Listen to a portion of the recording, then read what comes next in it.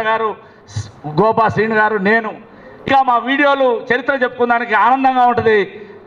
వాడిని రైల్వే స్టేషన్లో ఏసీలో రిసీవ్ చేసుకొని దానవాయిగూడెంలో 4000 మందితో బహుశా ఖమ్మం జిల్లాలో ఫస్ట్ టైం ఏపీలో అప్పుడు ఏపీ బహుశా కుల సంఘాలుగా అంత పెద్ద మీటింగ్ పెట్టిన వాళ్ళు నభూతో నభవిష్యత్ అనుకుంటా.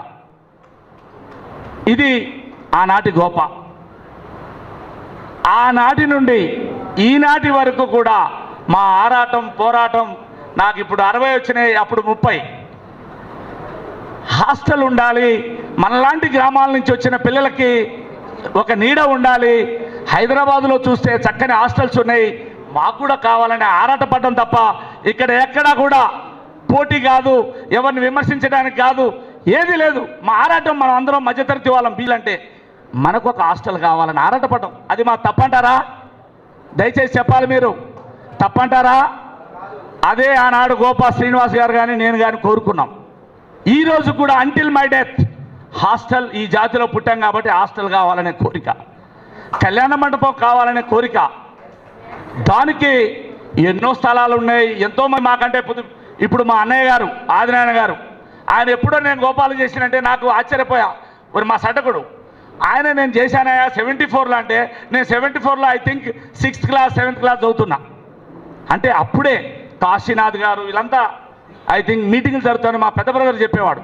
అంటే అప్పటికి ఇంకా నాకు ఈ కుల ఫీలింగ్ లేదు. నాకు ఎస్సీలు ఎస్టీలు బీసీలు నేను ఒక్క బీసీ, మా బ్యాచ్లో అందరూ కూడా దళిత బహుజనులతోటే తిరిగా.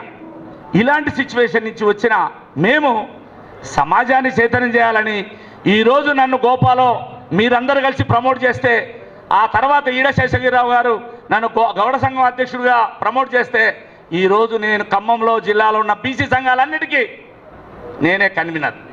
బీసీ సంఘ నాయకుల కుల సంఘం అందరినీ చైతన్యం చేసిన దాంట్లో ఈ కత్తినెవరు పాత్ర ఉంది. కారణం గోప. అంటే గోపాలో చైతన్యమైన మేము ఇతర కులాలను కూడా చైతన్యం చేసి ఖమ్మంలో అగ్రవర్ణాలు అనబడే వాళ్ళకి రాజకీయాల్లో పోటీ చేసే విధంగా కూడా ప్రమోట్ చేసిన దాంట్లో ఈ గోప నాయకుడు ఉన్నాడు. తూరాకుల నాభూషణం చేసిన, ఆర్జేసి కృష్ణ చేసిన, పూరపాటి వెంకటేశ్వరరావు గారు చేసినా కూడా బీసీలుగా దాంట్లో కూడా ఈ గౌడ బిడ్డ పాత్రే ఉంది.